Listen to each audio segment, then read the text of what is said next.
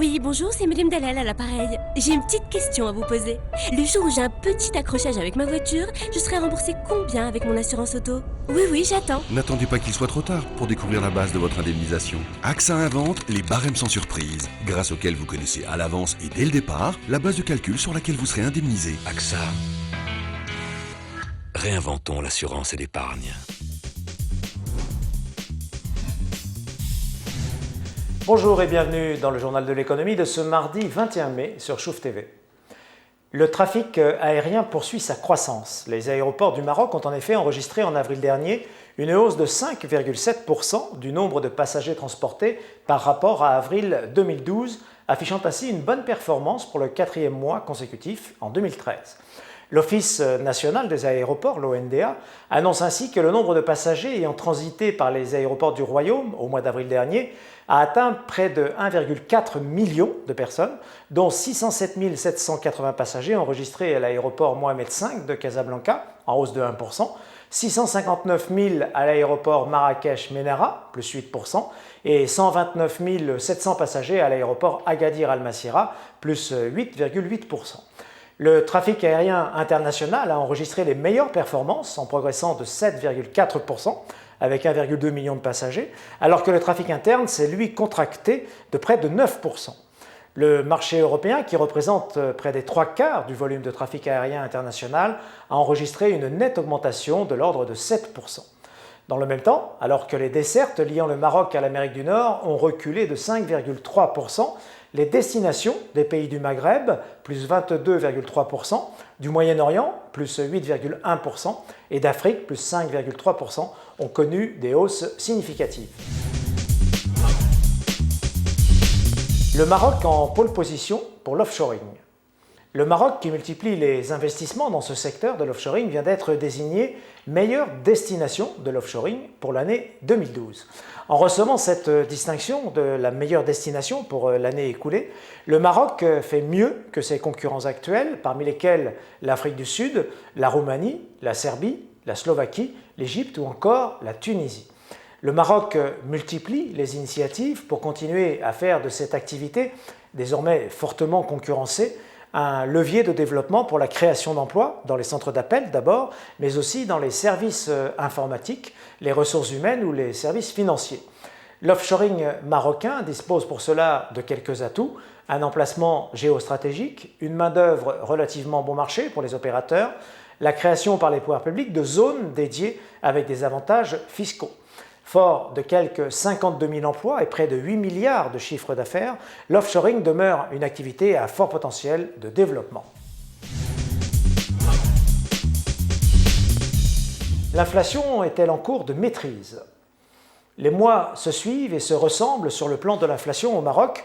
L'indice des prix à la consommation que publie le Haut Commissariat au Plan poursuit sur le registre de la stabilité au terme du mois d'avril 2013 en comparaison avec le mois précédent. Une stabilité parfaite puisque le HCP fait état d'une inflation à 0% en évolution.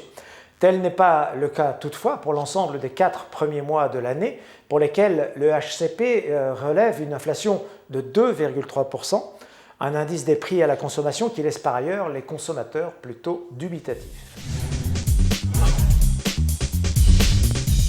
H&M veut se déployer en Afrique. L'entreprise suédoise de mode H&M envisage la délocalisation d'une partie de sa production en Amérique du Sud et surtout en Afrique. Une nouvelle stratégie qui vise à profiter de l'émergence d'une classe moyenne de consommateurs sur le continent. L'enseigne H&M que préside Karl-Johan Persson est déjà présente au Maroc, au Morocco Mall notamment, mais la marque envisage de nouveaux développements.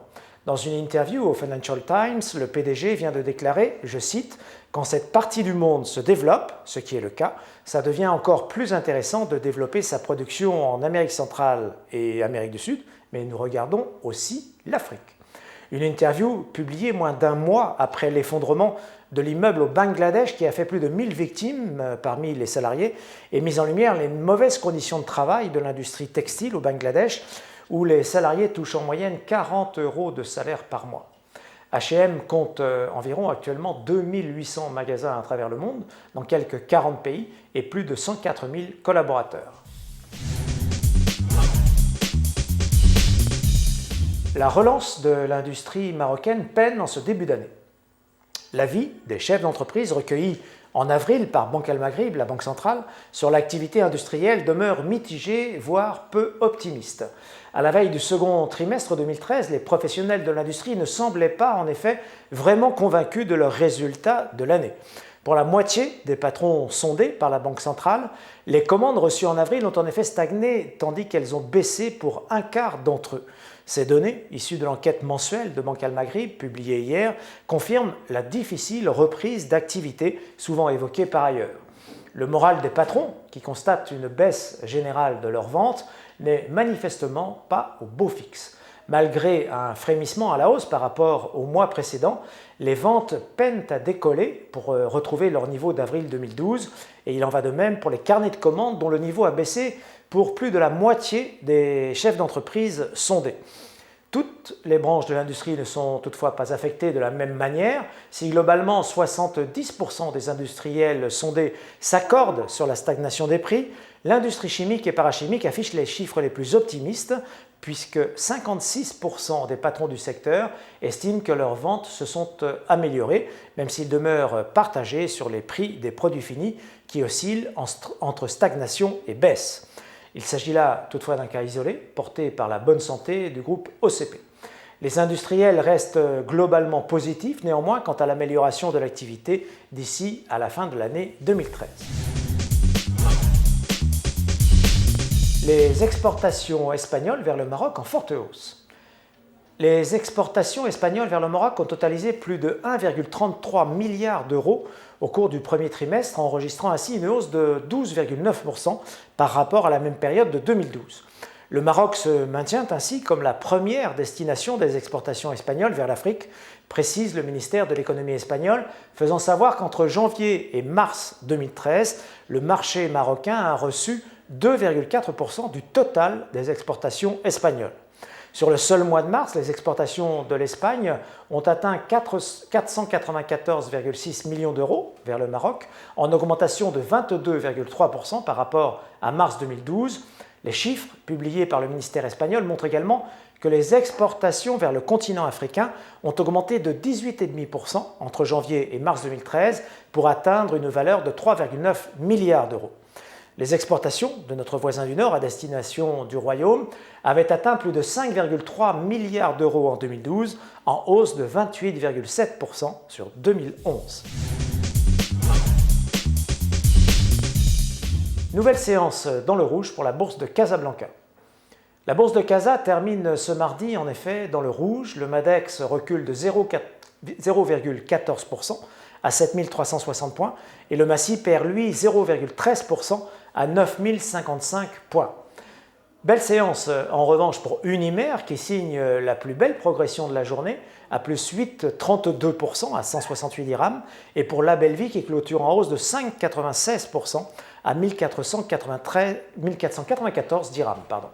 À la baisse, on relève la très mauvaise séance d'Involis qui perd 8,53% à 124,35 dirhams et d'ibmaroc.com qui clôture en recul de 5,98% à 114 dirhams 70. Bonsoir et à demain pour un nouveau journal de l'économie sur Chouf TV.